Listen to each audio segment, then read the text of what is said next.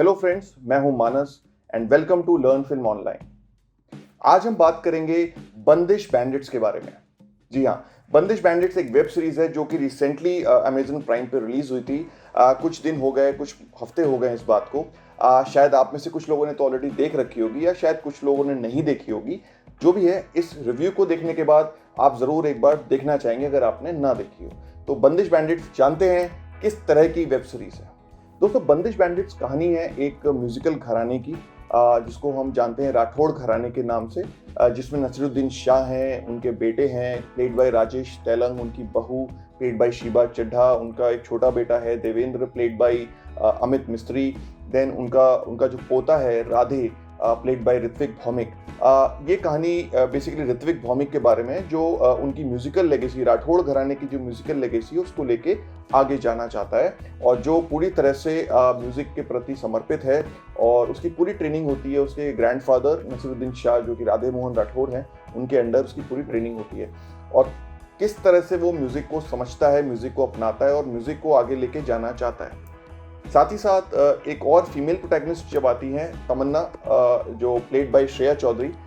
तमन्ना जो एक pop star sensation है, वो यूट्यूबर है, वो उसके कुछ अलग विचार हैं म्यूज़िक को लेकर के, और किस तरह से राधे और तमन्ना मिलते हैं और कैसे उनकी म्यूज़िक के बारे में जो समझ है, जो ऑपोजिट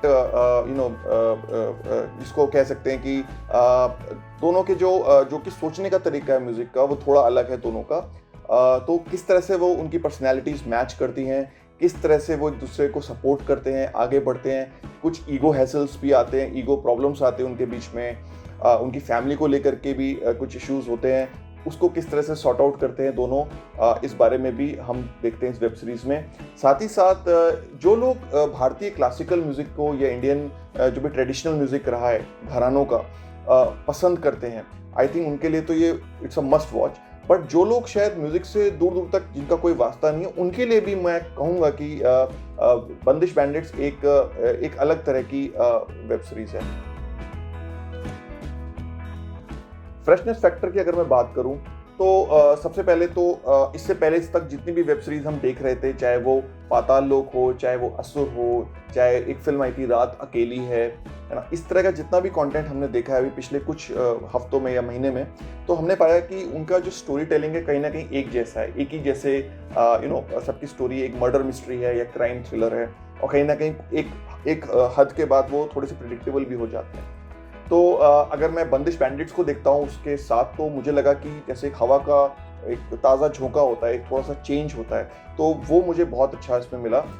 एक अलग तरह की कहानी है जो कि बाकी सब वेब सीरीज से बहुत ज़्यादा डिफरेंट है, और कहीं पे भी आप इसमें बोर नहीं होंगे। 10 एपिसोड्स हैं इसमें, 35 से 40 मिनट के बीच के, और सब चीज़ों को बहुत अच्छे से दिखाया गया है। म्यूज़िक को भी बैकड्रॉप में रखा है और साथ साथ ह्यूमन इमोशंस, ह्यूमन रिलेशनशिप्स को पोर्ट्रे किया गया है।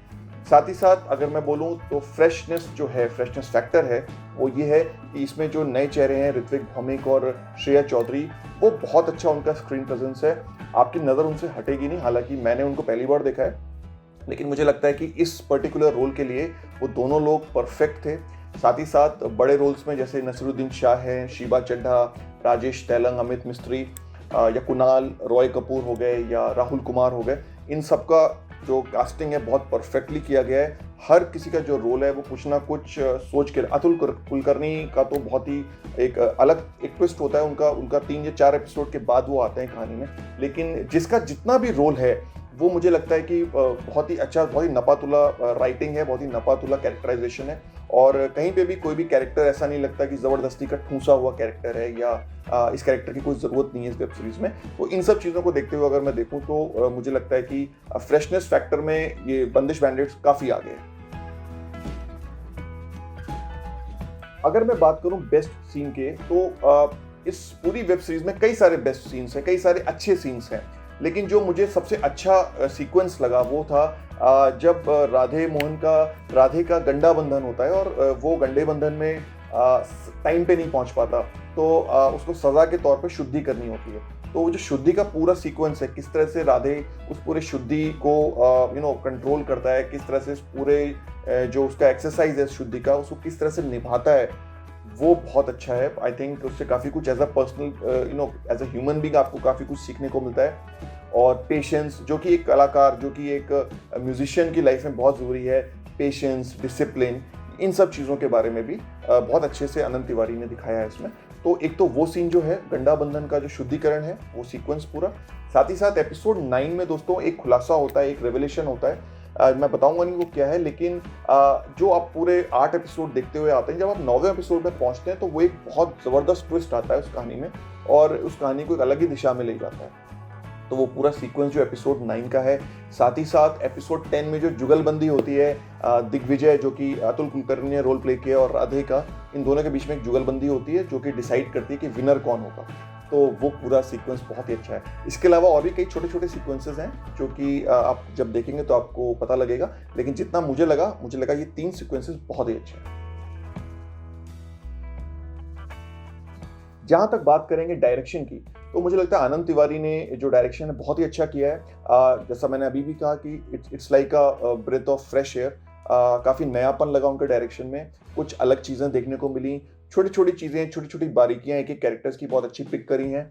अगर नसीरुद्दीन शाह के बारे में बात करें तो ये कहीं से भी नहीं लग रहा है इस पूरी वेब सीरीज़ के दौरान कि वो म्यूजिशियन नहीं है। ऐसा लग रहा है कि म्यूज़िक में उन्होंने कई सालों की ट्रेनिंग ले रखी है, लेकिन जिस तरह से उन्होंने परफॉर्म किया है वो काबिल तारीफ है। और आई थिंक यही एक खासियत होती है मंझे हुए एक्टर की। साथ ही साथ राधे का जो कैरेक्टर है, जो ऋत्विक भौमिक ने किया है, एक भी गाना उन्होंने खुद नहीं गाया है जैसा कि हमें लगता है उसको देखने के बाद, लेकिन जिस तरह से उनके चेहरे पे एक्सप्रेशंस हैं, जब वो बड़े जो आलाप लेते हैं या वो कोई भी हरकत करते हैं या जब कोई भी ठुमरी गाते हैं, तो कहीं ना कहीं मुझे लगा कि ऐसा लगता है एक सेकंड के लिए कि वही गा रहे हैं, क्योंकि जिस तरह से वो थ्रो देते हैं आवाज़ का, उनकी सारी गले की नसें तन जाती हैं, उनके चेहरे के एक्सप्रेशंस बदल जाते हैं। बहुत ही माइंड ब्लोइंग काम किया है यहाँ पे राधे ने, ऋत्विक भौमिक ने। साथ ही साथ जो मुझे लगता है एक और चीज़ है वो है कि जो मेजर कैरेक्टर्स हैं और जो माइनर कैरेक्टर्स हैं वो बहुत अच्छे से ब्लेंड किए हैं इस स्टोरी में।